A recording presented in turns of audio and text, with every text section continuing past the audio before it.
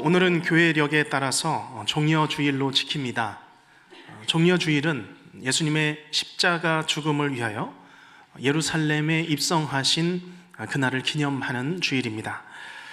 예루살렘은 유월절을 맞이해서 수많은 무리가 모였습니다. 그 중에는 예수님께서 나사로를 죽은 자 가운데서 살리셨다는 그 소문을 듣고 예수님을 만나러 오는 사람들도 있었습니다. 그러나 한편 여기에는 예수님을 환영하는 사람만 모였던 것이 아니었습니다. 예수님을 잡으려고 하는 사람들도 있었습니다. 요한복음 11장 53절 말씀에 보면 이날부터는 그들이 예수를 죽이려고 모의하니라 말씀하고 있습니다.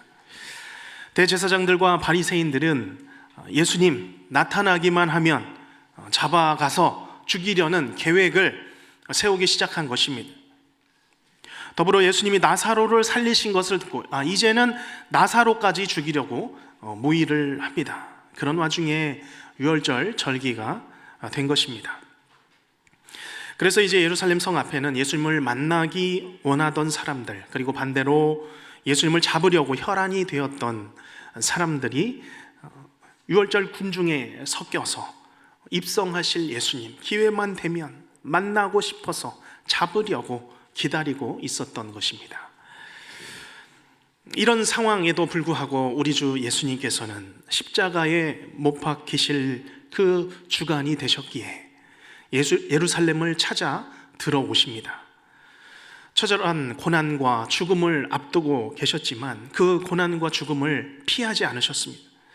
예수님을 만나려고 또한 잡으려고 나섰던 그 사람들 사이를 지나셔서 예루살렘으로 찾아 들어오십니다.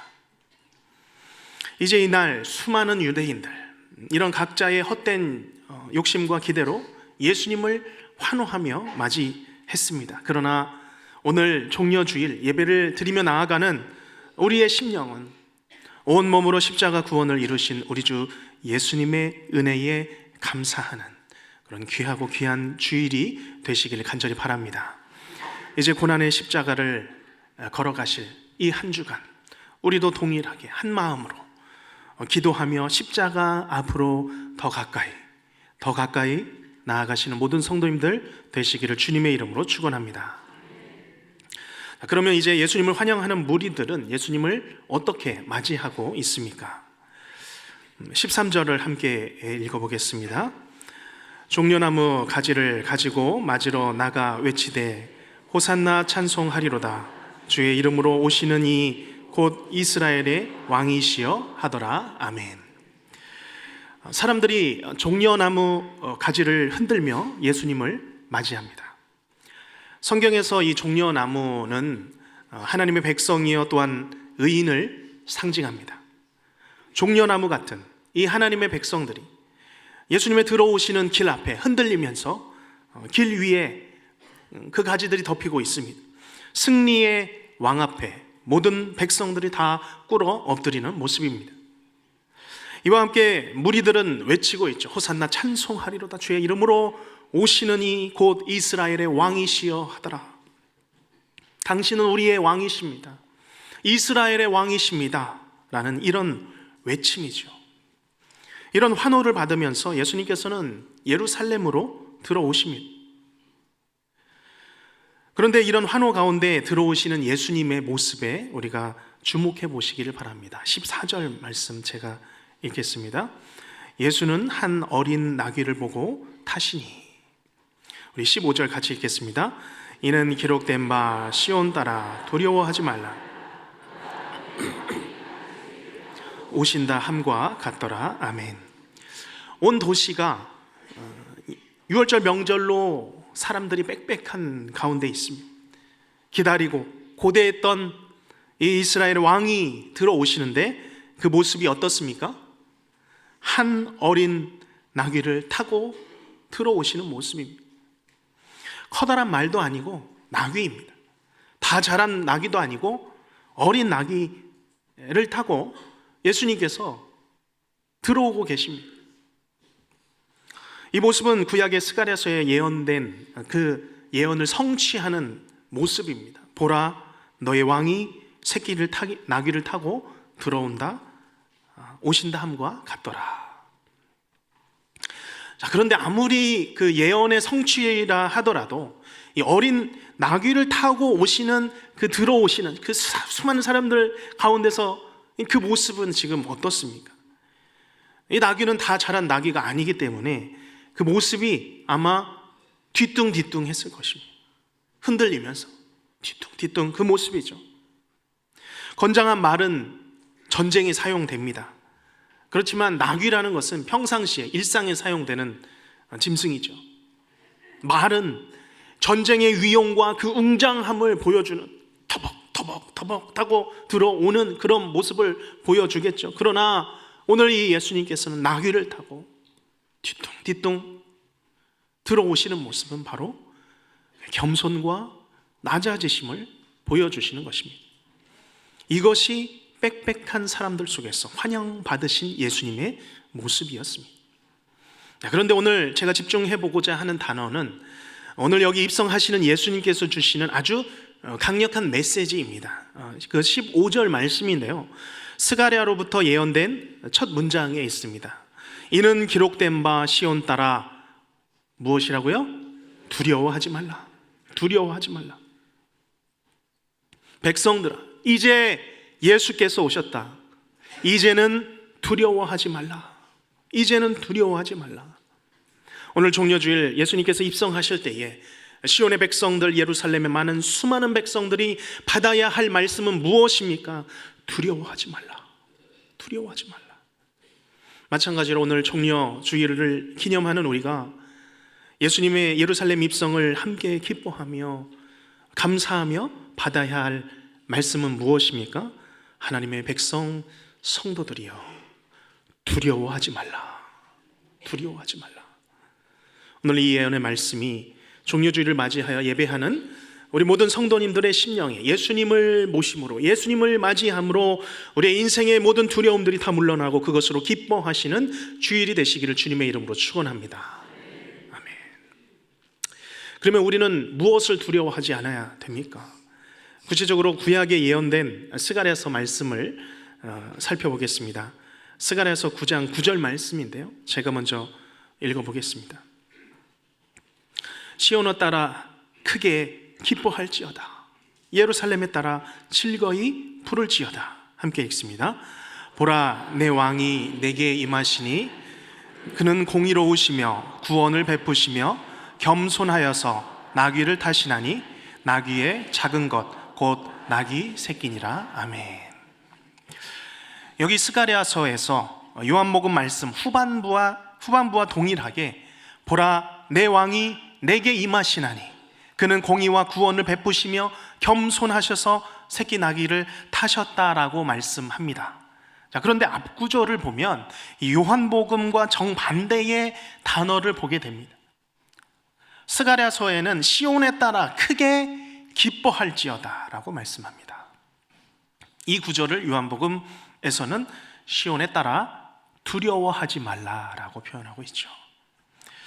요한이 대체한 두려워하지 말라라고 한 이 두려움이라는 것이 무엇입니까? 무서워하는 것이죠. 걱정하는 것입니다. 염려, 내 안에 끊임없이 생겨나는 해결하지 못하는 내 안의 근심들입니다. 그렇기 때문에 여기 두려워하지 말라라고 말씀하는 것은 이제까지 무서워하고 이제까지 걱정해왔던 것들, 해결할 수 없는 염려와 해결할 수 없는 모든 근심들 이제는 다 버려라입니다. 두려워하지 않아도 된다. 두려워할 필요가 없다라는 메시지입니다. 그러면 당시 스가랴서 당시 유다 백성들이 두려워하던 것 무엇이었습니까? 스가랴서 9장 10절 말씀해 보면 내가 에브라임의 병거와 예루살렘의 말을 끊겠고 전쟁하는 활도 끊으리니 그가 이방 사람에게 화평을 전할 것이요 그의 통치는 바다에서 바다까지 이르고 유브라데 강에서 땅끝까지 이르리라. 아멘. 전쟁입니다. 전쟁의 공포였죠. 병거와 말과 활을 준비하면서 이방 민족들이 쳐들어오면 그것으로 싸워 나가야 하는 그런 끊임없는 삶을 살았던 것입니다. 그들은 항상 이 전쟁 가운데 두려움이 있었습니다. 자기의 생명을 위협하는 그런 두려움이었죠. 그래서 항상 병거를 점검하고 말을 관리하고 활을 닦고 조이면서 언제 쳐들어올지 모르는 이방 민족들 대비하면서 항상 두려움 가운데 살았던 것입니다. 그들의 생명을 위협하던 두려움.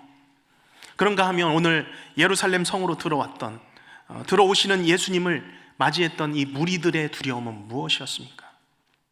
가난과 병으로 힘겹게 그들이 살아갔습니다. 하루하루 먹고 살기 너무너무 힘들었는데 어느 날 예수라는 분이 나타나서 모든 이적과 기적을 통하여서 수많은 사람들 먹이고 입히고 고치는 그것을 본 것이죠. 아, 이분이라면, 이 정도 분이라면 내 인생 맡겨도 되겠구나, 내가 의지해도 되겠구나, 우리 유대인의 왕이구나, 이스라엘의 왕이구나 라고 생각했던 것입니다. 그러나 오늘 이스라엘 백성들은 이 땅의 가난과 병과 고통을 해결하는 것보다도 더 중요한 문제가 있었습니다. 더 심각한 문제가 있었습니다. 그것은 바로 그들의 영혼의 문제였습니다. 죄의 문제였죠. 도저히 내가 해결할 수 없는 그 죄의 문제, 율법으로도 도저히 씻겨 나가지 않는 내 죄의 문제였습니다. 그렇기 때문에 그들이 진정으로 환영하고 기뻐해야 할 것은 다른 것들이 아니었습니다. 여기 나귀를 타고 오시는 이 예수님이 어느 누구도 어떻게도 해결할 수 없었던 내 영혼의 문제를, 내 죄의 문제를 해결하실 수 있다는 그 사실인 줄로 믿습니다. 이 예수님이 내 모든 죄를 짊어지시고 어린 양 제물이 되셔서 나 대신 죽으신 것입니다. 하나님의 만족을 이루신 것입니다. 그것으로 그 예수님이 지금 오신다는 것에 내가 기뻐해야 하는 것이죠. 오늘 우리의 삶에 찾아오셔서 내가 죄인 되었을 때에, 내가 원수 되었을 때에 내 죄를 위하여서 십자가에서 어린 양 제물 대신 이 예수님의 은혜에 감사하시는 종려주일이 되시길 바랍니다. 자, 그러면 이 순간 예루살렘에 들어오시는 예수님의 마음은 도대체 어떠했을까요? 같은 말씀을 기록하고 있는 누가복음 19장 38절을 보면 무리들이 이때 이렇게 외치죠. 이르되 찬송하리도다 주의 이름으로 오시는 왕이여, 하늘에는 평화여 땅에는 가장 높은 곳에는 영광이로다. 동일하게 찬양하고 있습니다. 그러나 모든 백성들이 그렇게 평화를 노래하고 평화의 왕으로 오신 예수님을 칭송할 때에 예수님의 모습은 어떠했습니까?